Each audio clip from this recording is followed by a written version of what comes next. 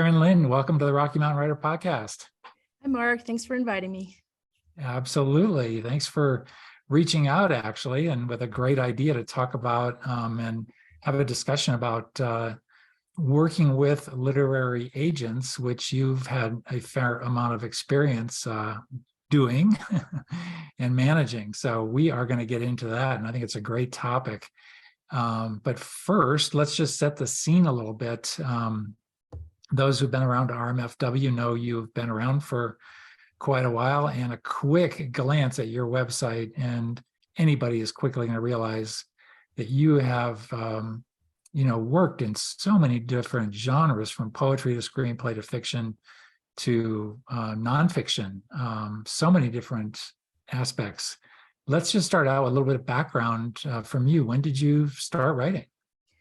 Well, I started writing in 1997. I was wanting to tell my husband's family story. And then I got more serious about it in 93, I would say. So that I guess that would be the fair time to say 93. 93. So did you mean 1987 when you started to work on the memoir? Right. Okay. Yes, 87. Sorry. Yeah, 87 and then 93. That's fine. Yeah. So and then did that turn towards fiction in 93? Yes, but my husband's family story is loosely based on reality of them escaping China. So it was fictionalized. Yeah. If I saw something online, he's from Taiwan, correct? He is. Wow. So kind of interesting times to know somebody who's from Taiwan. Very interesting times. And I'm sure you're both paying keen attention to what's going on there. Yes, including the meeting between Biden and Xi yesterday. Yeah. Yep. We are talking on the 15th, and I have a lot of people paying attention to the coverage and all the little kind of just the subtle, not so much the words, but just how their interpersonal body language is and all that kind of stuff. Yes. Yeah. Fascinating. So just tell us, in terms of the writing from that point on, it sounds like it just took off in terms of something that you really found a passion for, because you found so many different ways to express yourself in writing. Yeah, I enjoy doing it. I'm lucky enough that I can afford to stay home and do something like that alongside now my editing and other things I do. But I think I had this drive to tell stories about things that a lot of people don't know about. It was already kind of always my passion to do that. And the poetry I started in elementary school, and I just went forward with that too. That's not exactly a lucrative field, though. No. And I enjoyed writing short stories early on, and those are valuable, in my opinion, for prepping you for writing novels. And I really enjoyed cooking in leaves. And so I wrote a cookbook about that, cooking in leaves around the world. They do, 20, 30 different leaves are being cooked in around the world. I don't think most people are aware of them, like lotus leaves, bamboo leaves, etc. So I learned a lot of that from my husband's family. So that was the nonfiction that kicked in, which started also in 93, 94. I have been lucky enough that in my past, I've been able to do a few genres at the same time. So I just wake up in the morning and I say, oh, I feel more like working on a screenplay. So I do. Wow. Very cool. That's great. Boy, I think we can go down the food conversation, and that would be interesting too. I think I saw a reference on your website to a literary cookbook as well. Yes, it has folktales. That actually relate to the recipes. That's great. Wow. Have not sold it, but it's been represented many times. I actually shouldn't say that. I did sell it one time to Skyhorse through Deborah Richkin, my agent, and it fell apart when the photographer had to back out. Oh, gosh. Yeah. Well, on the fiction side, so take us through the big pieces of your fictional career, because we're Rocky Mountain fiction writers. When did your first novel come out? I Well, okay, I've had a lot of agents, but I ended up having to self-publish those books, the 2 books. Okay.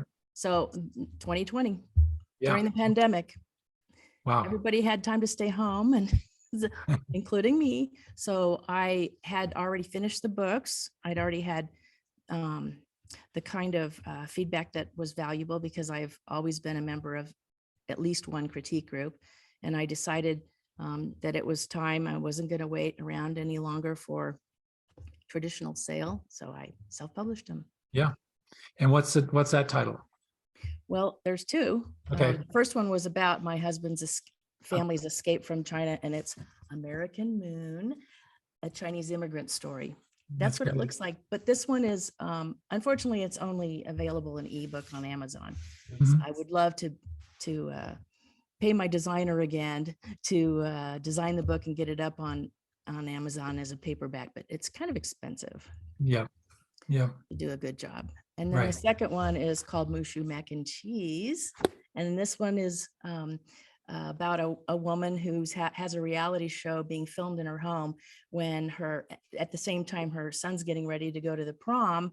And unfortunately, her very traditional, difficult mother-in-law shows up. She's got many Chinese superstitions involved in her approach to the family. So that one is, I call that one Julia Child meets My Big Fat Chinese Wedding. Oh, that's great. That's a great description. Very cool. So American Moon came out first, Yes, roughly, yes, or did it they did.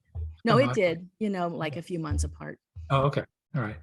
And that one had been in development for a long time, it sounds like. Yes, including with an agent. Yeah, okay. So let's get into that then. Okay. So a lot of writers, face that challenge of finding an agent, and then sticking with them and knowing when to pull the cord when it's not working, when you need time to move on. Walk us through your first effort to find an agent, and then how long did you put into that, and who did you find, and how long did that last? Let's get into it. Well, my first 2 were small boutique agents, Andy Welchel and Jackie Sage. And it didn't take long before everybody realized it wasn't working and I needed to work on the book some more. So I went to Jane Distel and she signed. Oh, it's kind of an interesting thing that happened with her. I was at the Pikes Peak Writers Conference and she was there, and I had a pitch session with her. I pitched American Moon, and she said, that's not selling very well right now. And I said, well, I got a cookbook. And she had just sold a cookbook. I think she said it was $120,000 advance. I mean, it was a Wow. huge, huge cookbook. So she was kind of in that mode at the moment. So when I told her about my cookbook, she said, I want to represent that one. Send me a proposal. So I read up on Michael Larson's book, writing the nonfiction book proposal, and I just followed it like a Bible. And she really liked it. She made very few changes at all. And then she went to work and she took it to, I think, 9 or 10 different publishers. There were that many back Yeah, then. yeah. And actually cookbooks, there are quite a few out there even now. But she had the kind of responses we're finding, like, I love this book. This proposal's great, but we can't imagine someone coming home from work and saying, I think I'm going to cook in leaves tonight. So that was one of the pieces of feedback. And then along the line, I had several other agents who were interested in the book once my 1-year contract with her ended up with no result. The other agents found at various times that the publishers that turned it down were interested at the moment in 1 to 3 minute cookbooks or three ingredient cookbooks. That became a fad at some point. So I had to wait. And once again, it was represented by another agent, and Deborah Richkin was able to sell it to Skyhorse Publishing, which is a small publisher that does cookbooks along with a couple other, things. And so I had an advance, I had some money set aside by them for a photographer. Unfortunately, it wasn't enough. And the photographer who was first interested in it and said, yeah, let's do this. It was a local photographer I know through Boulder Media Women. She said, let's do it. So I signed on the contract, sent it off. Everything was set to go. By the way, I did ask Susan Spann, who's an attorney that a lot of people know, probably you do. Yeah, I hired her to take a look at the contract, and she said, no, no, no, no, no. So we went back and forth quite a bit on the contract to make it more favorable to me. It just looked like it was going to happen. And then the photographer said, I talked to my husband and I just think that I could make more money if I do my own. yeah. So that happened. And they asked me, this was kind of a disappointing thing. My agent asked me if I would do my own photography. And I said, ooh, that's not my training. Yeah. I wouldn't do it justice. Yeah. And I knew that wasn't a good idea. So I said, I will look around for another photographer. And if I can get one in a certain period of time, I will. But unfortunately, I don't feel comfortable doing my own photography. So that was kind of a downer, of course. Well, yeah, it's also sort of an indication of, on their part, it doesn't sound, if I were in your shoes and they asked me that question, you're the writer and you've already had a possible professional photographer on the line as a possible collaborator. If they then turn to you and ask you to do your own, it doesn't sound all on the up and up, even though they're a well-known small publisher. You know what I mean? Yes. Yeah. Earlier on, I also was signed with Kathleen Anderson, who did Red Scarf Girl, several other books, and was pretty well known at the time. She also looked at the cookbook, but from another angle. I had won or placed in 4 different categories at Pikes Peak Writers in 2005. And she contacted me. I hadn't met her at the conference or anything. So she contacted me and wanted to see American Moon initially. I sent it to her. She was very interested. So we signed. And she was one of these very involved agents. She not only helped me build up a character that really needed to be umphed, but she also came and met me in my house, ate my food, including something that's in my cookbook. And she wanted me to she wanted to represent me my entire career, not just one book, which was my only experience like that. All my other agents have been single project, except maybe one more screenplay agent. So she came to visit me.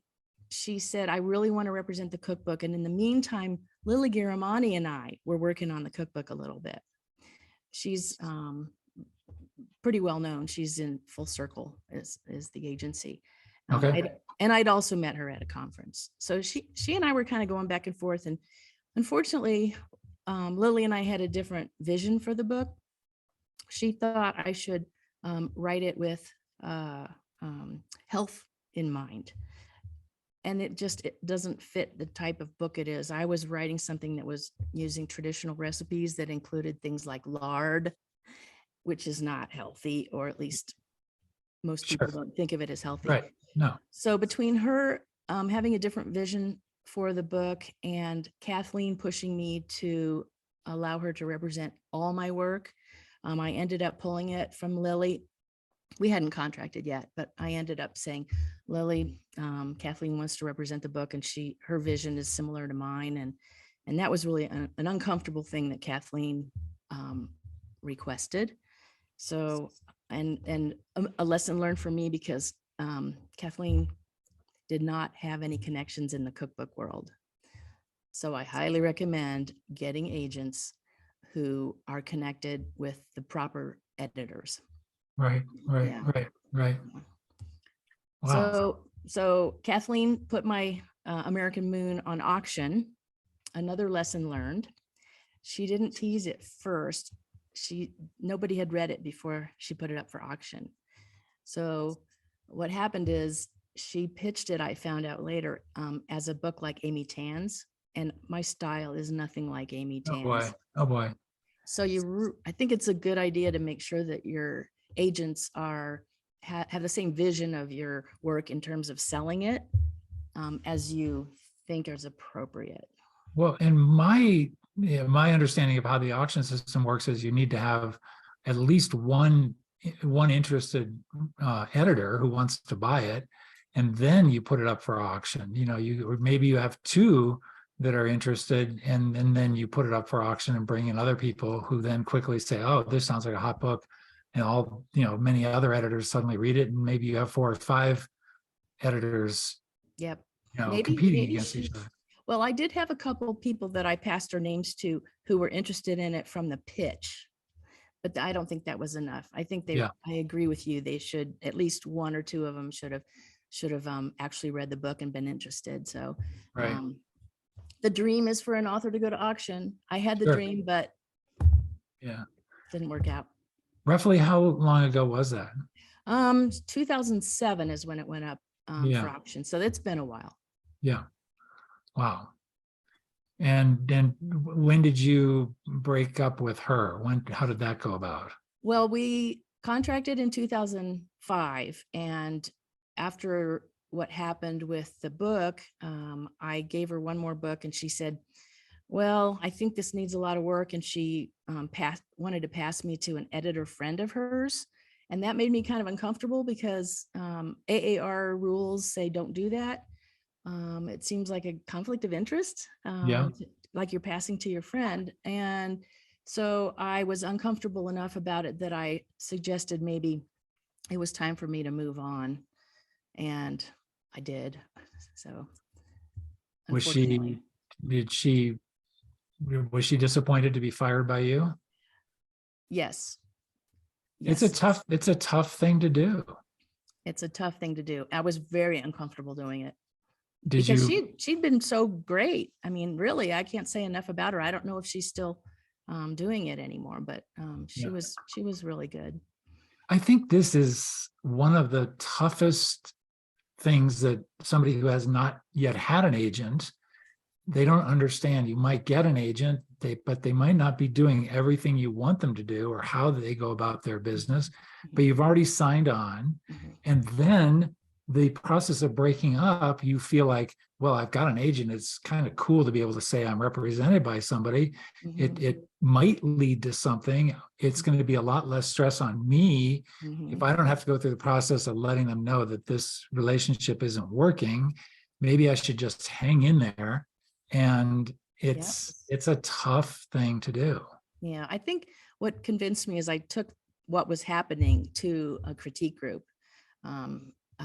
2 of whom were very well published and had gone through traditional.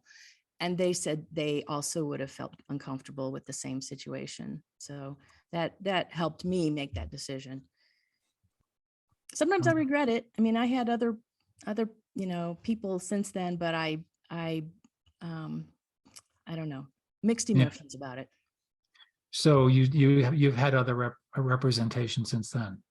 Yes, I've had people offer representation, and then usually that's right about the time someone else actually signs with me. For me, my career has been all at once or nothing in terms of agents and everything else. I had an agent, in fact, at Colorado Gold this year, interested in the cookbook until she found out that it had been marketed already by Deborah Richkin. Even though that was back in 2015, I didn't have that date on the top of my head at the time. Otherwise, if I had said that, maybe it would have made a difference. Who knows? I also met an agent who called later about writing a ramen cookbook.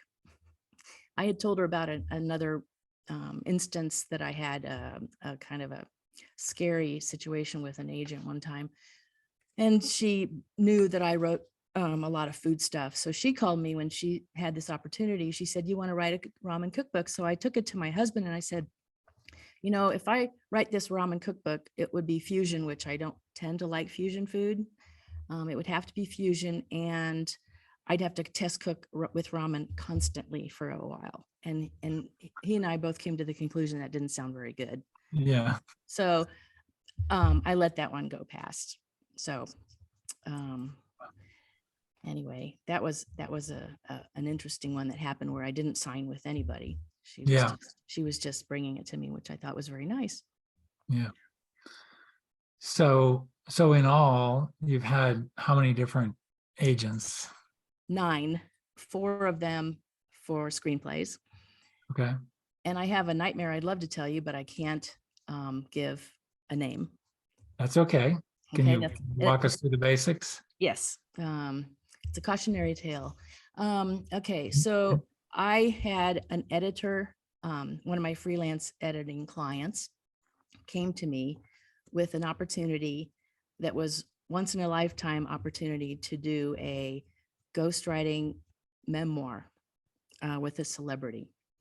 And this is a pretty big deal. This was a pretty big deal. And A name I would recognize, a name I would probably recognize. Yeah, I can tell you privately, but it really is not a safe thing to talk about. Right, right. Yeah, not a good idea, especially with attorneys ended up being involved. Okay. Okay, so I started writing the proposal, and I did it the same way I did before with Michael Larson's How to Write a Nonfiction Book Proposal. And that took me day and night for about two weeks. And then I interviewed him. I had already done my research outside of actually interviewing him. So I interviewed him with, camera crew, everything was there. And I let this particular agent know that I'd done it. And I passed her my proposal, and she loved the proposal. She loved the sample chapter. She was very excited. And I was the one who brought her on board. And I had some experience with her before, and I had no reason to believe something, would go wrong with it.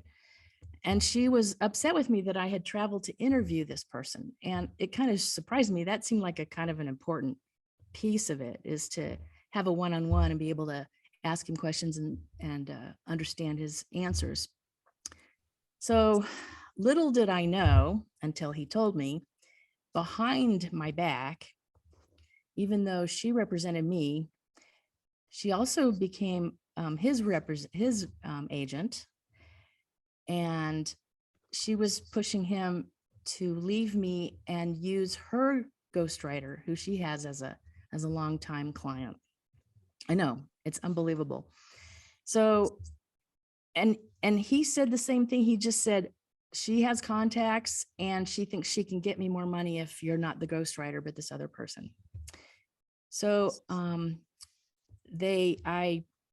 reminded Jane that my contract with this celebrity was a collaborative contract, not he hired me and I'm his employee. It was a good contract, I thought. In fact, ironically, she's the one who passed us the contract to look over and create on our own. So that first lesson is, if you ever collaborate, make sure that you, especially in a big project like this, that you have your own representation and he or she has their own. It was really terrible what happened. So anyway, I had to hire an attorney, and unfortunately the attorney went to her and she got her bigger attorney on board. And so essentially I lost out on the deal, and the whole project fell through because there was no way for her to go forward with him and what he did, and handle the book on their own, because our contract was still in place. Wow. Yeah. Wow. Yeah. So then you had invested your own dime to jump on an airplane, it sounds like, and go somewhere. Let's say it's California, let's say it's LA, or that's Malibu or something, Hollywood Hills. You hire a local crew to record this session because, He actually got the crew on board. oh, Yeah, not me. because again, he's collaborating with you. He Yes. thinks this is the start of you want to make sure there's rapport. You want to make sure because you're going to end up working with this person for a long time, probably. Yes. Oh, yes. It would be a couple year project, maybe. I think we were shooting for a year. Yeah, okay. Which Mhm. makes sense. You could probably write a good memoir in a year if Yes. you have full access to the subject and Yes. good cooperation. But Yes. you go out there and it turns out this was all sort of a setup. She didn't think you'd go to that effort, probably. Except that I went to her. So if she didn't think so, I don't know why. Right. Okay. I think honestly, I think she has connections in publishing house that he hinted to me in so many words that she already had a connection that wanted the story, but they wanted it to be her ghostwriter and not me, who had less experience at that. Wow. So again, the big surprise to you is that there's somebody waiting in the wings that she's actually championing more than you as the Yes, person to yes. take on the project. Yes, even And you though I had contracted with her as my agent. So you got left holding the bag, which was not a inexpensive thing. Well, no, and time-wise, it was a great amount of time that I had put in by the time the interviews were over and follow-up conversations on the phone. I literally have a box full of this much research that's Wow. just sitting down there. And I can't, because of all the contracts that were signed between me, the celebrity, the filmmakers, all the different contracts that were involved in all this, I cannot tell my story even using no names. Yeah. You can't fictionalize it either. Nope. Nope. If you did fictionalize it, you couldn't hide it enough to nobody, because it's kind of a harrowing moment for a writer. Yes. Yes. I mean, Indeed. that must you must have felt a little bit, just angry. I mean, really angry, jaded, like I'd wasted so much time that I have other projects I would have rather have worked on than wasting that time. Although I have to say it was interesting. It was interesting. Yeah. Well, I mean, this all goes to this business of, knowing who you're going to be working with and having a thoughtful conversation, really getting to know an agent. Unfortunately, most writers that I know who want an agent, they're probably likely to jump at the first good offer. If it looks like a decent agency, somebody with a reputation, they represent 20 or 30 other authors, or maybe 100, the appearance is good.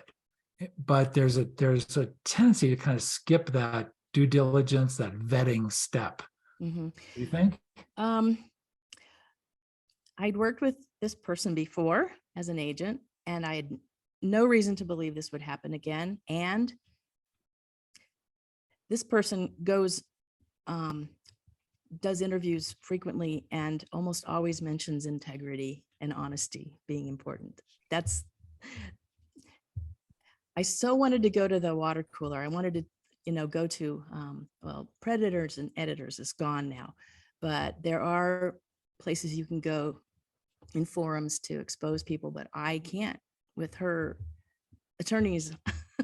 Yeah. I don't dare, but I agree. It's good to check out agents very, see who they've represented, how successful the books are. But this agent, there is no reason for me to have ever thought that she'd be anything but amazing in terms of what she could bring in. Yeah. And so what you're saying that even now, if you didn't know her and you thought, oh, I hear great things about XYZ, if you were to go with your latest project and approach her, there's nothing publicly that would indicate that she's anything but she's trying to put out there that she's a rock solid, honest agent. Yeah. And actually she's ranked in the top 5 of sales, I believe, for all time. Yeah. Wow. Yes. She's big. She's really big. Wow. So what's the answer? What do you think writers should do? What's the key here? Do you interview other writers that are represented by the agent that's offering a deal? I'm guessing in her case was very special because I believe that other people would have said good things about her. I believe. Uh-huh. So I don't think I would have been clued in. I have had agents that I probably should have checked out better, especially for screenplays. But you pick up on it pretty quickly if they Yeah. don't know what they're doing, usually. I think finding an agent, for me, it's been contests and conferences. Yeah. For the most part, and then word of mouth for some things, and listservs, if you're on listservs or screenplays.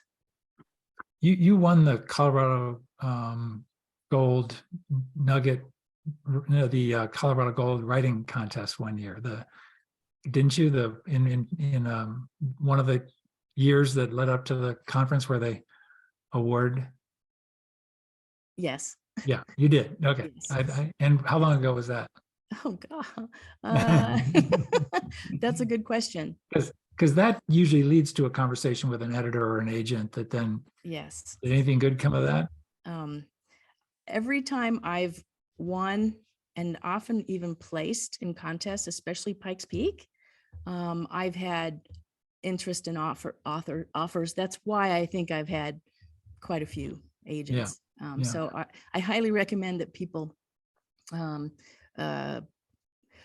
use contests, especially the ones that give you feedback, like Colorado Gold and Pikes Peak Writers.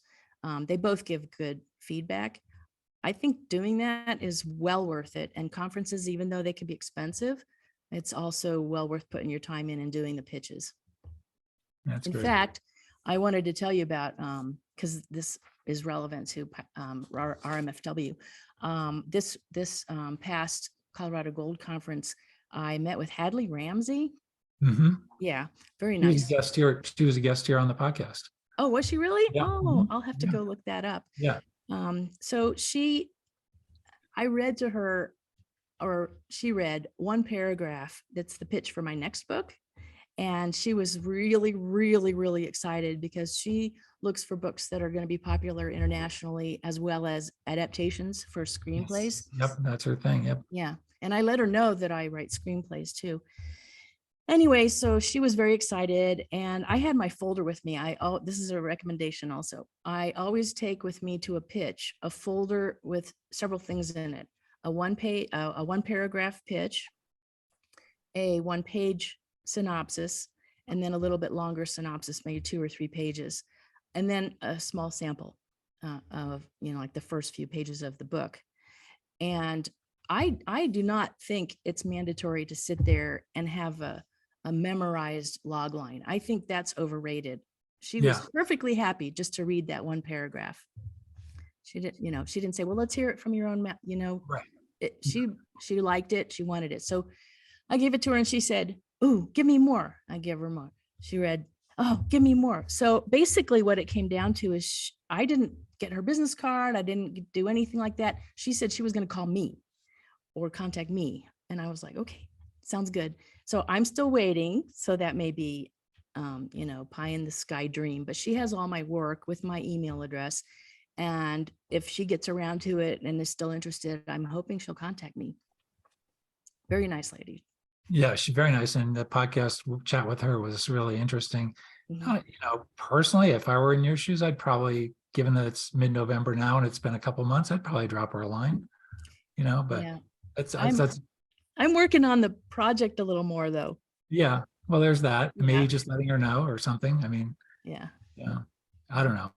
It's always hard to know when to follow up because that they're buried in requests too, but Mhm, you want mhm. to make sure by the time you do reach out that it's still fresh in her memory too. But Yeah. Okay. it's I'll probably take your advice. just one writer to another. One, it's worth that and $10 will get you a cup of coffee, but it's not worth much. But that's probably would be my inclination at this point. So, but And then I have another story to tell, and I think it was a Colorado Gold a year ago.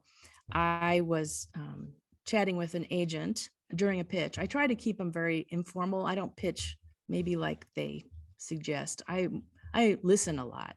I ask more about the industry. I don't spend a lot of time talking about my book in particular, and they tend to be more curious if you do that.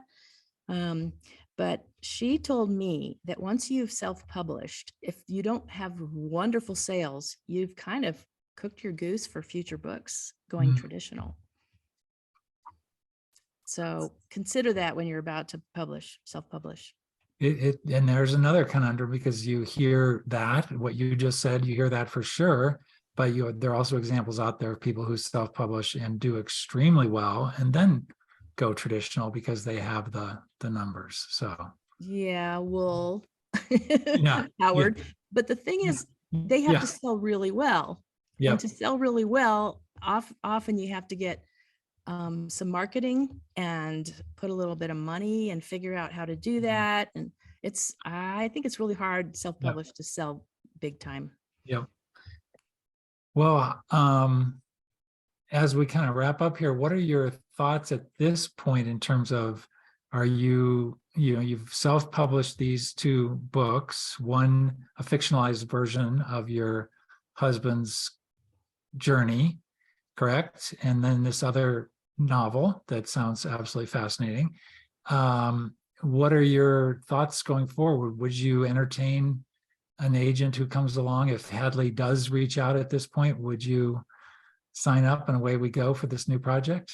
I would. And as Yep. far as screenplays go, I would also, in a New York minute, go for selling a screenplay that's just been requested by somebody through Ink Tips, which is a listserv. So I've got so many irons in the fire. I even toy with looking for an agent again for the cookbook, even though that's been like a frustration and it's a lot of work. You do that. It's a passion project. It's not lucrative for someone like me who's not a famous chef.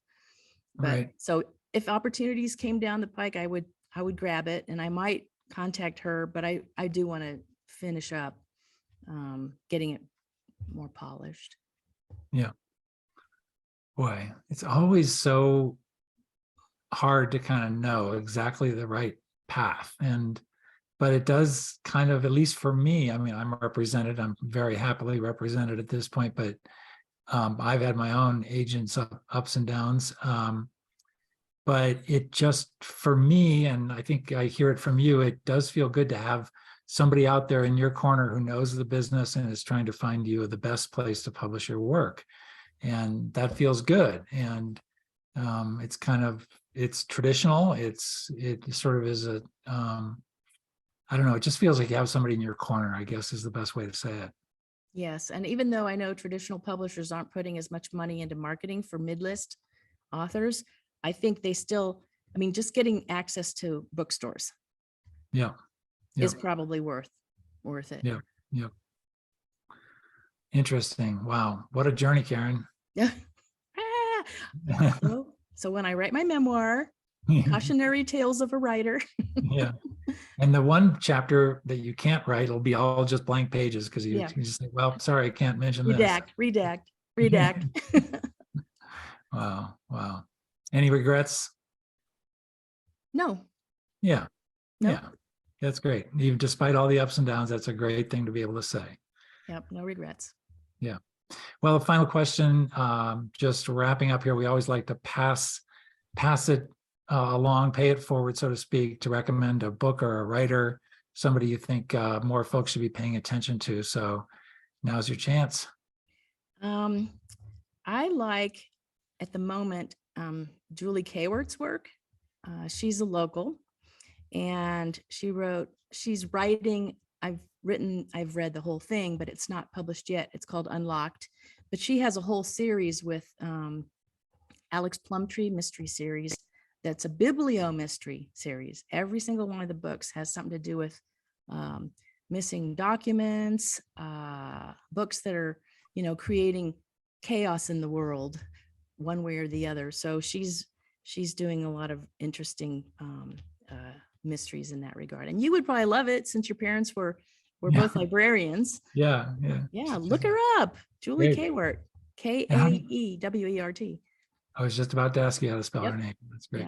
Yeah, but she's got really, and she has done very well with them by today's standards anyway. That's great. Well, Karen Lynn, thank you so much for your insights today. And we, of course, wish you well down the writing road. Well, thank you very much, Mark.